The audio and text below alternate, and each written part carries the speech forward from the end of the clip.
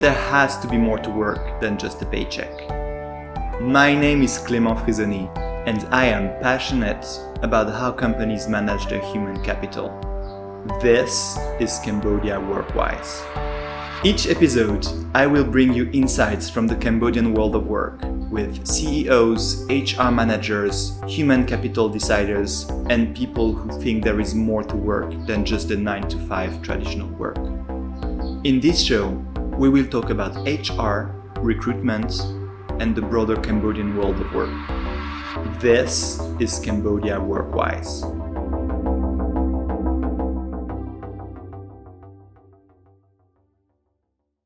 Who can talk about Gen Z better than Gen Z itself? My guest today is Voleak. She is a young graduate from RUPP who just joined the workforce a few years ago. I asked Voleak how she felt entering the job market. What are her strategies to get into the workforce? Voleak will impress you with her maturity and the way she approaches Gen Z in the office. So I hope you will get from this conversation a lot of insights and that you will be interested and able to understand more about the way Gen Z think when working in the corporate world.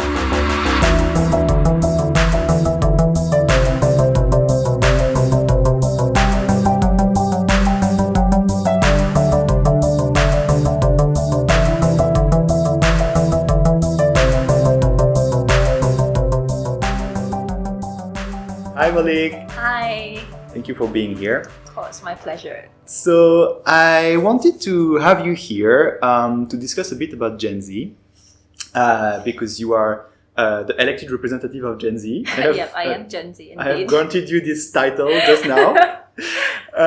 So maybe just for our listeners, could you introduce yourself and tell us a bit more about who you are, where you come from, what you've studied and what you do now?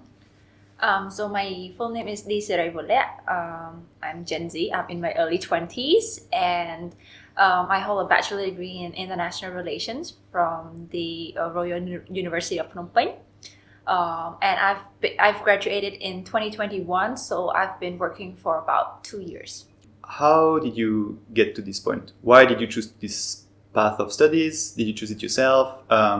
Did your parents force you? Did your teachers encourage you? What was what led you to that decision? Yep. So back in high school, majoring in international relations wasn't in my plan because my parents had other goals for me. They wanted me to be a pharmacist because my father is a doctor. My brother is also a doctor.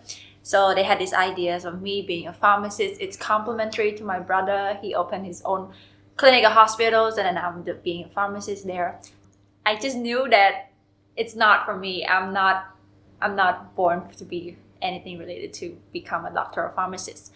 So I started doing volunteering works a lot. So putting myself out there, meeting new people, and trying to explore my passions.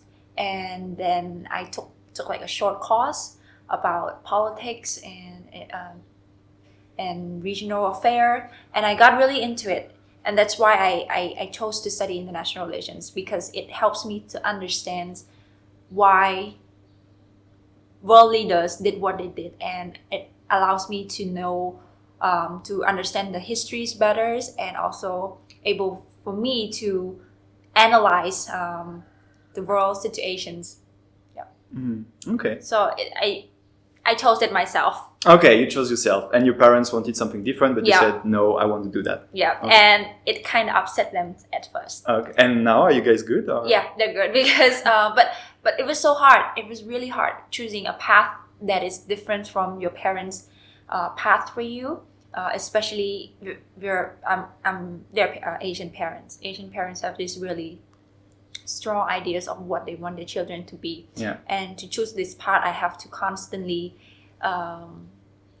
prove myself. I have to constantly challenge them, and it's not easy. It's not easy, and I'm sure those who decide to choose their own path has also encountered similar things. But now we've come to a term they've all accepted it. But back in those days was really tough. How would you describe, your first few months or first years in the job market? So the first 3 months, it's still new. It's challenging. It was challenging, but still not that new to me. I already have get a sense, and besides, I did an internship there for 6 months as well, so I'm kind of familiar with the nature of the job and kind of familiar with all the colleagues. So it was not that hard, but still it's challenging. What were the things that challenged you?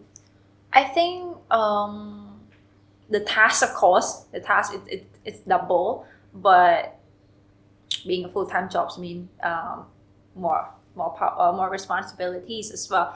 So besides that, I think people see you as young and still naive. They kind of questions were you able to handle it or not, and I have to constantly prove myself that I'm there for a reason and I'm capable. This is based on my merit and my ability to do things. That's why I'm here. How do you act to make sure that they accept you, they don't question you too much, or that you can still get your business objective reached? You can still reach it without too much troubles from them. The first thing I did, so if they do one task, I do 10 tasks. I just prove them. You work more than them. Yeah. Okay. So I just show how hard I work. That's how I normally do. But over time, I don't want to do that anymore. But what I try to do is to get my point across. This is a partnership, so I do it in a more strategic way over times, that I make sure my message is clear that I handle this task, you handle this task. It's a collaborative project. One aspect that is important for the people of your generation is to be, have fun at work, fun in the workplace, to blend kind of blur the limit between the professional life and the personal life. Could you tell me more about this?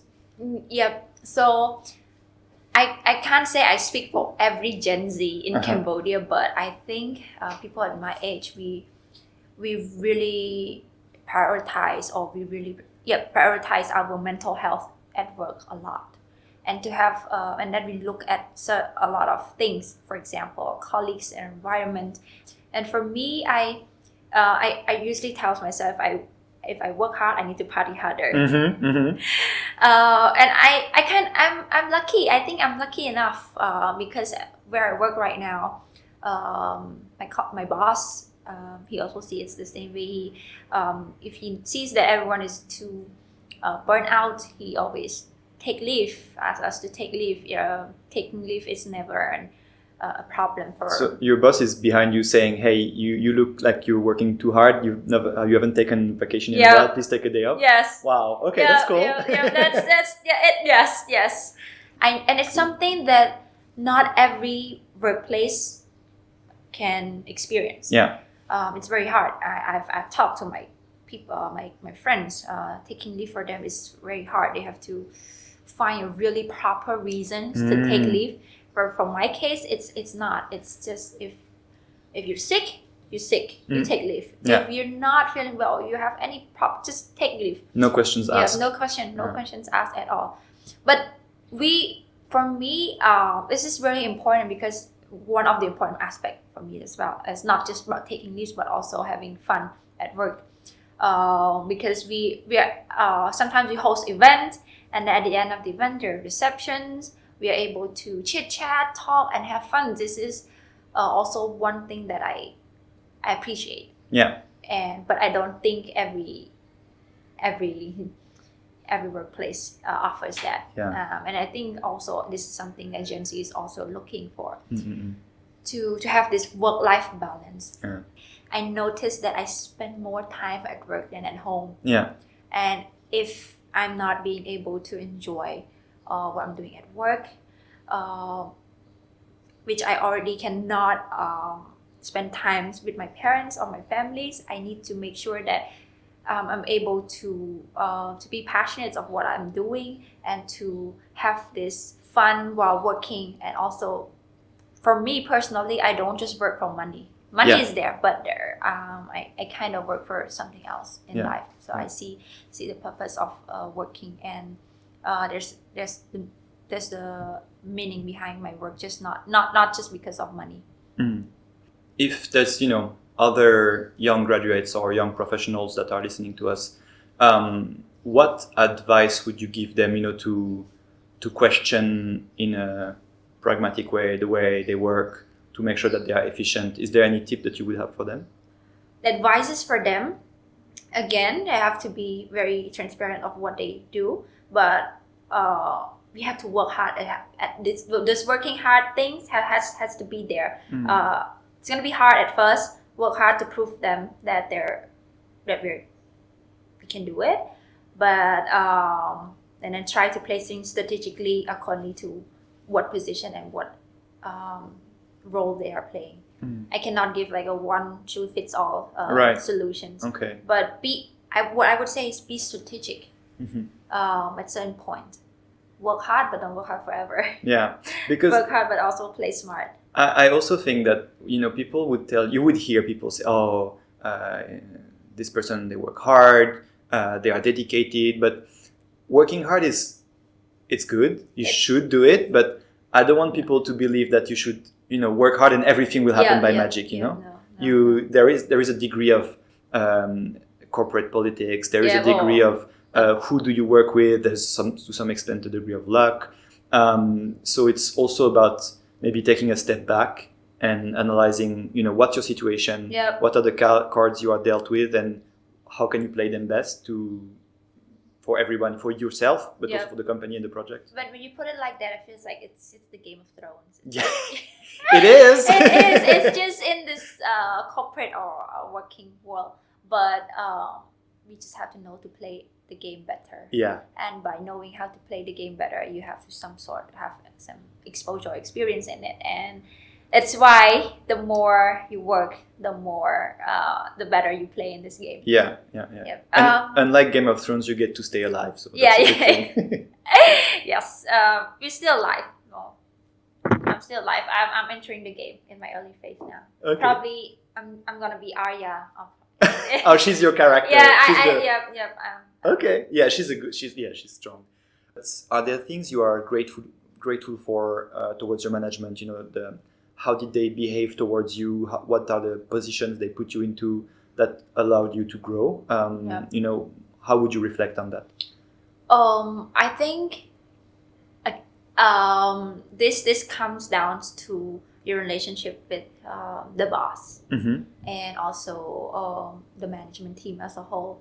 For me, I'm able to, I would say again, lucky because I can have frank conversation with my boss, which is really, really, really important, because my recent boss, I'm able to talk to him more frankly and convey my concerns, but also offer my honest, constructive feedbacks on certain things. It is really important to have this type of conversations, because I understand that between employers and employees, there's these boundaries that prevents you from saying what you really want to say.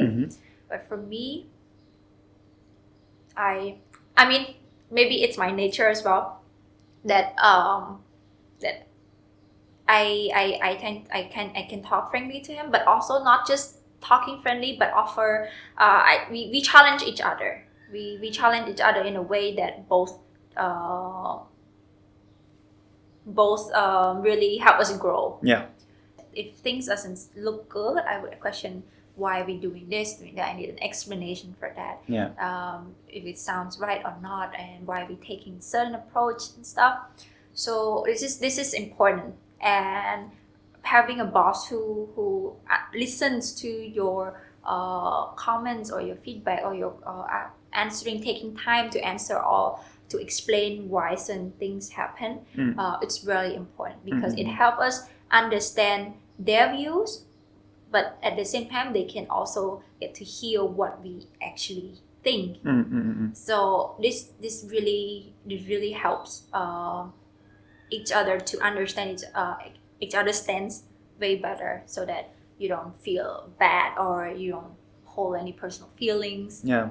So I've had the chance to work in very conservative Khmer environment in Cambodia. Oh, that's a totally different story. Yes. I can.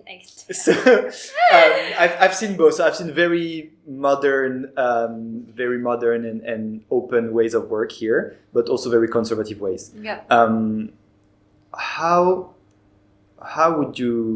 What would you advise for someone who's listening to us who works in a conservative workplace? Do you have any advice for how they could, give feedback or try to improve things without breaking the structure of the conservatorship there? There's the saying that I used to say, like, if you go to a workplace, do you want to change the system, or you want to let the system change you? Mm-hmm. Okay. And it stuck to my head since till now, because there's only two ways for that. If you go to a workplace where it's not your ideal workplace, the system, it's either going to change you, or if you have enough ability to change the system, but which one is more ideal? Mm-hmm. The ideal way is that the system is going to change you, but if you don't want that to happen, what could you do? That's basically your questions.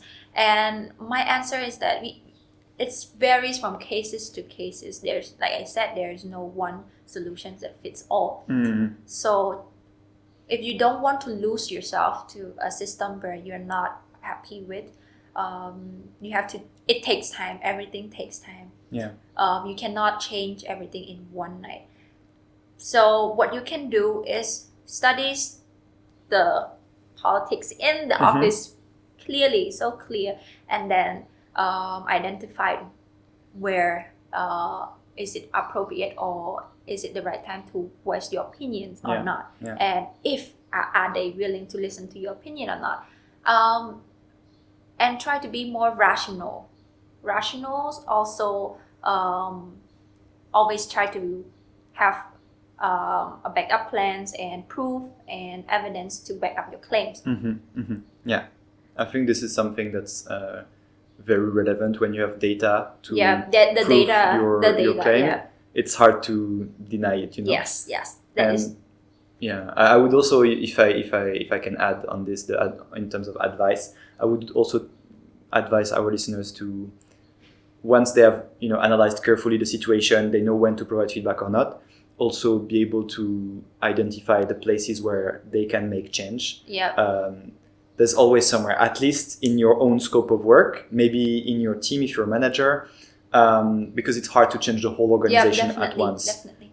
Probably you won't be able to do it, let's be clear, but at least you can identify, okay, this is a place where I can bring value, I can change people's day, and even if the rest of the organization is not working the way you wish, there's always room for you to create something and provide value by changing a process, giving positive feedback to a client or a customer or colleague. What advice would you give to companies who want to hire people in your generation? So whether it's intern or full-time employee, if I'm a company and I want to hire Gen Z, what should I do? How should I treat them? What kind of tasks should I give them? How should I behave with them? So it sounds like Gen Z needs a lot of things. Since your first question, we need a work-life balance. We need a lot of it's fun. A long list, yeah. It's a long list, a lot of bullet points. But I need to mention this as well, freedom. Gen Z needs a lot of freedom. What do I mean by have a lot of freedom in this?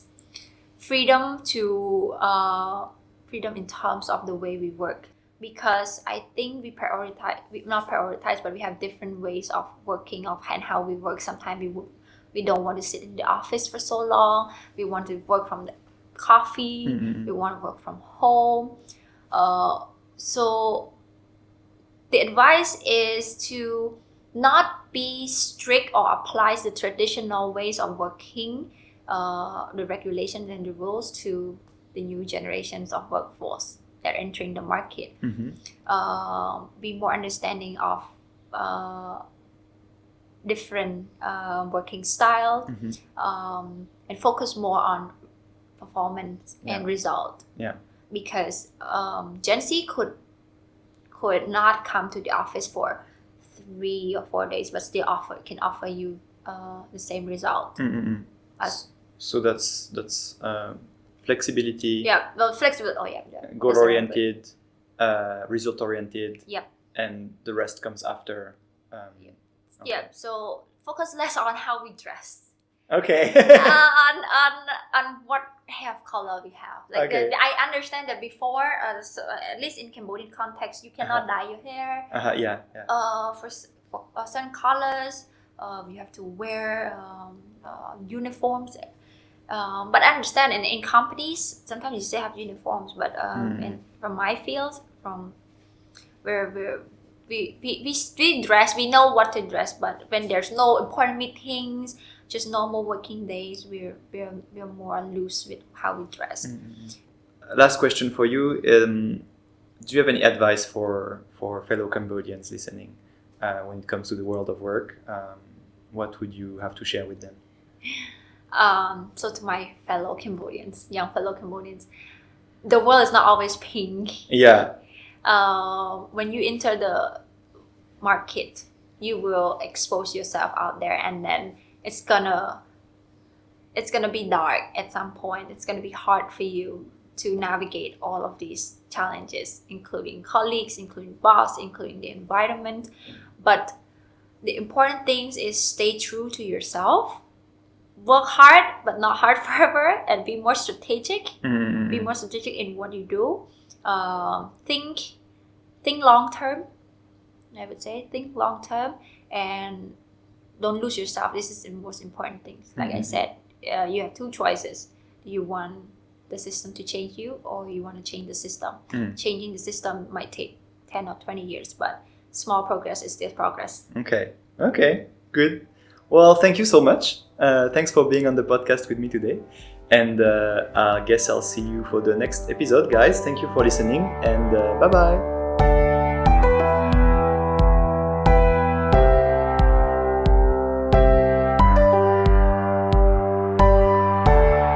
Stop! Thank you so much for listening to this episode until the very end. I'm so grateful for that. But don't leave just yet. Take a moment to write down what you have remembered from this episode. If you don't, you will have forgotten most of it by next week. So make sure you take a minute to think about what you've just listened to and write down what you choose to remember. If you want to get in touch with me, feel free to reach out to me on Instagram at Cambodia Workwise. That's Cambodia Workwise without any space. And see you there!